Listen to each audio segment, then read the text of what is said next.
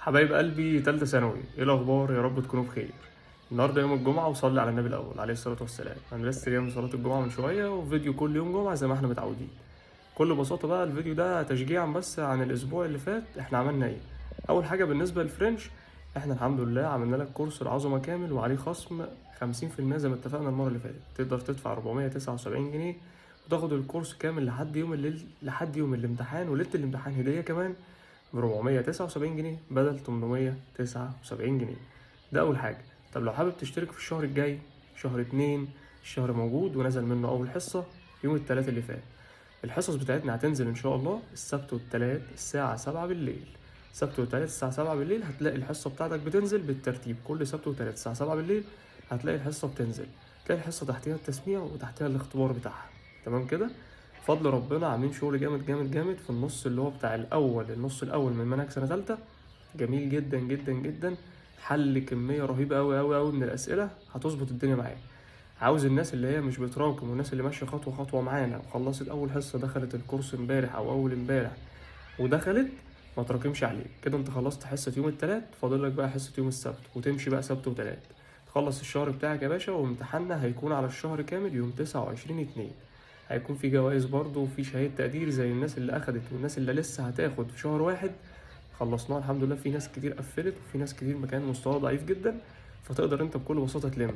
طيب تاني نقطة هنتكلم فيها، انت دلوقتي جيت اشتركت معايا في آخر شهر 12، دخلت في الكورس بتاعنا، أو جيت في شهر واحد، جيت في أول واحد، جيت في نص واحد، جيت في آخر واحد، ولسه ما لمتش حاجة، لسه ما بدأتش أي حاجة، والله عادي جدا. أهم حاجة بكل بساطة إنك تبدأ. هنزل لكم النهاردة على الجروب بإذن الله إن شاء الله 5 ايام ازاي تلم الشهر الاولاني اللي هو شهر واحد. احنا اتفقنا ان الليله كلها عيد لك تاني وازاد لك اهو. شهر واحد فرم منهج اولى وتانية، وده 50% من الفرنساوي. في شهر 2 احنا بنعمل ايه؟ بنشرح نص منهج سنه تالتة. في شهر 3 هنشرح النص الاخير من منهج سنه تالتة. المهم كلنا بكل بساطه نكون يوم 31/3 جيش الميسيو كله، كل الطلبه حبايب قلبي نكون لامين الفرنساوي. الوحش، الضعيف، اللي ما بدأش فرنساوي قبل كده، الشاطر، كل الانواع، كل الانواع. وانا معاكم كمان نكون يوم 31/3 مخلصين كل حاجه. يوم 31/3 نكون امتحنا على المنهج كامل، امتحان واثنين وثلاثة، ونكون لامين كل حاجة. شهر 4 و5 نقضيهم ازاي؟ نقضيهم حل ومراجعات وامتحانات. حتى الطلبة الجديدة اللي بتدخل كورس العظمة بتاعنا لحد يوم الامتحان، اللي بتدخل اليومين دول في شهر 2، بنديهم 5 أيام. بنبعت لهم الجدول اللي أنا هنزله لكم على جروب التليجرام. لو أنت ما لمتش فرنساوي خالص واشتركت معانا في واحد ولسه ما لمتش وعليك الشهر متراكم، عادي، هنزل لك جدول فيه 5 أيام.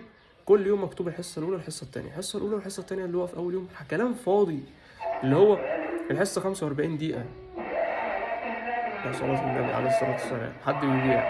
أنا مرضتش أشغل إضاءة بتاع إضاءة ربنا كده، عجبني الجو جميل، قلت أتكلم معاكم على طول. ماشي، عشان خارج بقى النهارده اجازه وبتاع، عشان كده بقول لك خلص ثانويه عامه يا صديقي وهتظبط الدنيا ان شاء الله. ربنا يحقق لكم اللي بتتمنوه. يبقى احنا هننزل 5 ايام.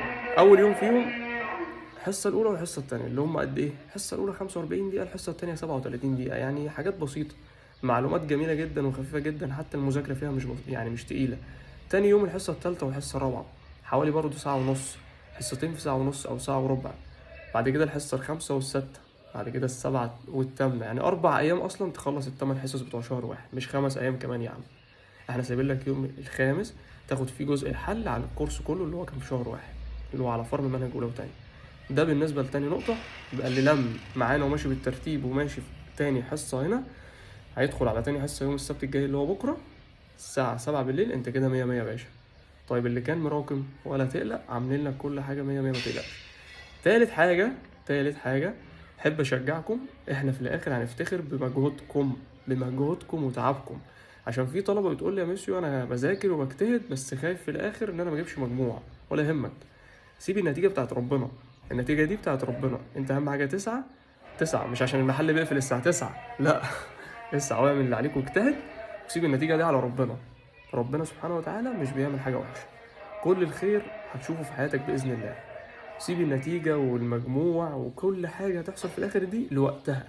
انت دلوقتي مجتهد وشاطر وجدع، خلص مادة فرنساوي، خلص مادة العربي.